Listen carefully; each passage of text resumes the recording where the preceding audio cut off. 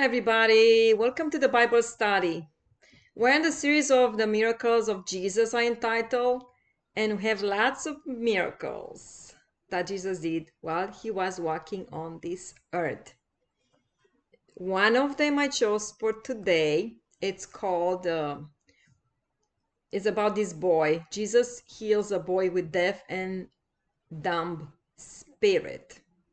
Now, Jesus entitled it like that. And we are going to see how that works and what it is. All right, we are Mark 9 from verses 17 to 27. A man in the crowd answered. Now, Jesus was followed by crowds of people. Everybody want to be healed. Every single one had some kind of disease, some kind of problems, either mental issues, physical issues, some kind of mental, uh, disease, I would say. So they're following Jesus. They all want to be healed. And of course, you don't want to suffer first, and it costs you lots of money to go to the doctors. So the easy way is to find where Jesus comes and get healed immediately. So it's what this man did. He came in the crowd and was talking to Jesus face to face. Teacher. So he's calling him teacher. Why? Because he's seen Jesus talking and teaching people, the crowd. Usually he goes somewhere with the crowd, sits down and teach the crowd. And he's calling like, teacher, I brought you my son who is possessed by a spirit that has robbed him of speech. Okay, so the father identify there is a spirit in his son, and that's why his son cannot speak. Okay, so the boy doesn't speak at all. Now it tells next what happens to the boy. Whenever it seizes him, it throws him to the ground. He foams at the mouth, gnashes his teeth, and becomes rigid. Now we identify this specific one. It's called epilepsy. It is an activity in the brain that's not supposed to be there. And the one who has epilepsy cannot drive a car. As is described here, the person falls on the ground and is having a seizure. And again, exactly how the father describes, it gets foam at the mouth and gnashes the teeth. And then sometimes even they can be blocked by the tongue and they can die. Now this boy didn't, because the father intervened for the boy. Don't you want to have a father like that? He's looking for you. The father was concerned. He is at the age, teenage age, and now he is thrown on the ground. He cannot do much with him. He cannot go to school. Maybe he does, but then when that happens, they can hit their heads. They can, whenever they fail, Wow, it's nothing that you want to have. I'm telling you, this is nothing easy. This is a very harsh, I would say, disease. You don't want to have it. The father comes and intervenes for the boy. And he tells Jesus that I asked your disciples to drive out the spirit, but they could not. And now Jesus tells why. It tells why his disciples were taught and had the power, and they knew they had the power, but they could not drive that specific spirit. And it tells, you unbelieving generation, Jesus replied, how long shall I stay with you? How long shall I put up with you? Bring the boy to me. So what is telling? You unbelieving, right? It tells that the disciple, when I saw the boy and the activity of the boy and how he's possessed and how the spirit throws him on the floor and what it does, they got scared. And that fear blocks even the way of thinking. And they lost that to believe that God can do miracles through them. And it says, you unbelieving generation did not believe that that boy can be healed from that specific, like from epilepsy. But who is that to say? Because God is a God of miracles, signs, and wonders. He can heal an epileptic boy. He can grow up a leg, an arm, or all of them. He can put new eyes. He can do anything. He created us.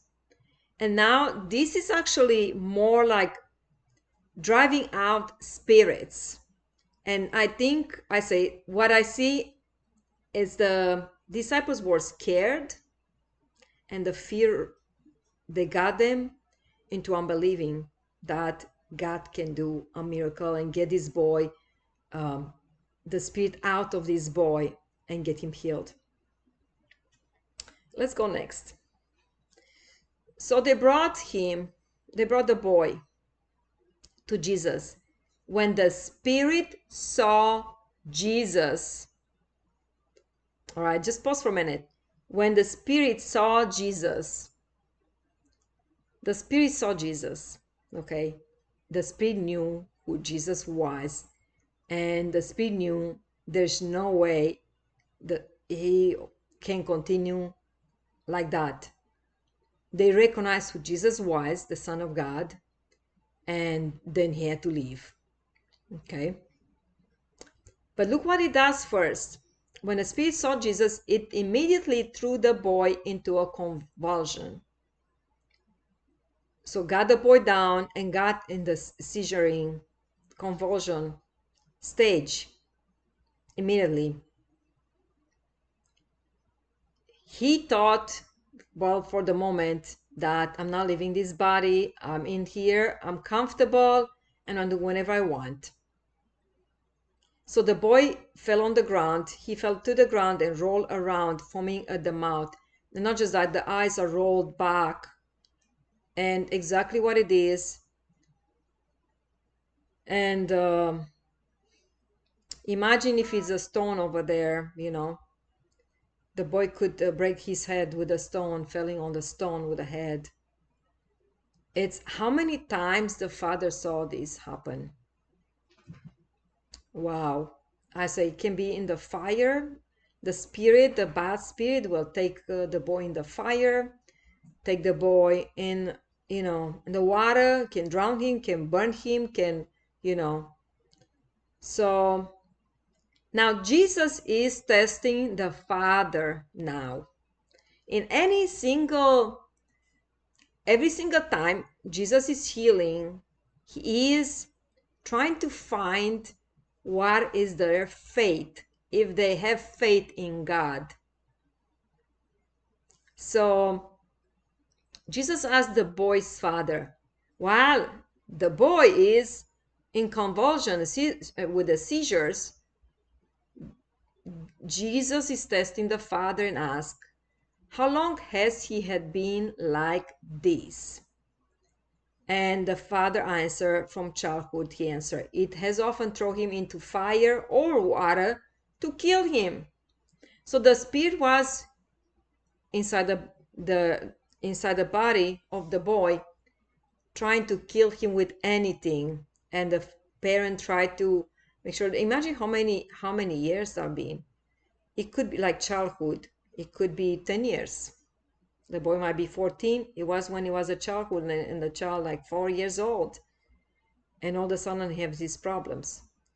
But if you can do anything, take pity on us and help us. But it's not what Jesus was looking for as an answer. And look what he says. If you can, said Jesus. Like, can I? Do you think you are questioning if I can heal your boy? You know, and he's measuring the father's faith, that he knows who he is and if he can do miracles. Everything is possible for one who believes. Everything, not just one thing, everything. It's possible for one who believes. And might be that neither the disciples, Jesus' disciples, did not have faith, and he's trying to see if the father has faith that the boy can be healed. So maybe at one point, none of them, they had enough faith for the boy to be healed. You have to have faith. As Jesus said, everything is possible for one who believes. Verse 24, immediately the boy's father exclaimed, I do believe, help me overcome my unbelief. He is desperate at this point. He knows if he doesn't believe, it's not going to happen. He needed to believe that Jesus is the one, the Son of God, and is going to be a miracle immediately happening. So he thought he didn't answer right, and I want to know. Jesus reads into his heart. Even if he would say like I believe and he would not, then still is, Jesus sees it through his heart. Now he says, I do believe, help me overcome my unbelief. Wow, that was a good answer, that right there. First it says like, can you, if you can do it, please, be merciful. But now he says, I do believe, help me overcome my unbelief. That was the answer Jesus was looking for. Verse 25, when Jesus saw that the crowd was running to the scene, he rebuked the impure spirit. Now, impure, okay, a spirit that was not pure, it was in this boy. And look what he says. You deaf and mute spirit, he said. Jesus said, I command you, come out of him and never enter him again. He speaks with authority. Now, you'd be surprised that, okay, so we know epilepsy, right? I'm not sure if you know what epilepsy manifests. Exactly what the father describes. It's an activity in the brain that the person does have no control whatsoever. It gets the person on the floor, cannot stand on his feet or her feet, and has bring him the convulsion like seizuring, foaming around the mouth, coming from the mouth, and can hit the head because they don't know, can bite their tongues. I've seen it. The tongue was bleeding so heavy because it was clenching the teeth so hard that it got the tongue almost cut with the teeth together, like cut it off. Wow. And another time, it was the tongue that went all the way in the back of the throat, almost suffocating the person. So I've seen it. Then, so the fathers say, okay, so we know it's epilepsy, and the fathers say that the boy, he couldn't speak, okay? So, but what Jesus says, so it's a double. It is a spirit. This is a spirit. It's still a spirit. You deaf and mute spirit. Okay. And also in another occasion it says you deaf and dumb spirit. as well. Dumb, that you can call it, I don't even say those words, but stupid spirit. But Jesus didn't put it this way. He put deaf and mute spirit, because the boy couldn't talk and was deaf, and also dumb because the spirit brings him like in the places here and there. You never know when he falls down. It's just a dumb spirit. Doesn't have to regulation, like, he said, so Jesus said, I command you, because all the power has given to Jesus on the earth and heaven. He commands the bad spirit of death and mute, as he calls out so he recognized what kind of spirit is in this boy. Without even asking the spirit, what's your name?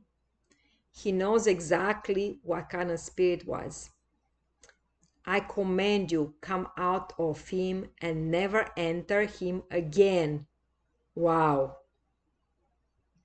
Okay. So Jesus speaks with authority. He's the Son of God. He has faith. Make sure that the Father has faith as well. Okay. So another thing is how the boy got this impure spirit. Okay. And the father was so concerned. And he had it since the childhood. Now, either I would say the parents or the ancestor in this family open a door to this spirit, a bad spirit, impure spirit. Open a door and allow this spirit to overcome this boy. So whenever people are doing, sometimes they don't think it is something wrong. They just try. They say like maybe street drugs, alcohol, you name it, pornography and all that. And they think it's just, I gotta try it to see how it is. But doing this, so they open a door. It might be other things that they've been doing with witchcraft or other things. We don't know what kind of, the ancestors did. Maybe not their family, maybe the ancestors. Maybe they didn't even know. The father didn't even know, because it could go up to 4 generations. But it got, all of a sudden, the spirit got a portal, an open door to get to this boy, and found something wrong that the ancestor did. And there he was, or I say it was. I'll call it it, because it's an it's an it spirit. Okay, deaf and mute spirit. Now, as Jesus commanded for the spirit to come out, look what happens. The spirit shrieked, convulsed him violently, and came out. Is now the now or never. Shrieked, like made a noise, and convulsed the boy violently, shook him so bad that probably people got scared, horrified. Imagine to see that. You don't want that to the boy. You want some, to be in peace and all that. But the spirit will not come out. Now it had to come out. Didn't want to come out, of course. The spirit had a house. They need a house to stay, either an animal or a human being. The boy looked so much like a corpse that many said he's dead. So as soon as the spirit shook him, shrieked, convulsing violently, and came out, the body of the boy remained still. Remember when Jesus walked on the in the storm and told the storm, be still. Exactly now the body's boy was still, was calm when the spirit took off. And Jesus knew now the boy was all right. But Jesus took him by the hand and lifted him on to his feet, and he stood up. It looks like it looks like maybe a 14 years old, maybe younger, maybe older, like roughly. Imagine to be like that for 10 years. Wow. Don't you want Jesus in your life to command the bad, impure spirit to come out immediately? Wow. This was one of the miracle signs and wonders Jesus did on this earth. And we learn a lot from it. We learn a lot. So, and we do have, we belong to Jesus. We are sons and daughters of God. We do have the power to command the bad spirit, impure spirits to come out, and they will get out immediately. You have to have faith in God. As Jesus had all this power, we have it because we have dominion over everything. We have that. You just have to have faith. Wow. I hope you enjoyed these the miracles of Jesus. And till next time, we'll say goodbye. Goodbye now.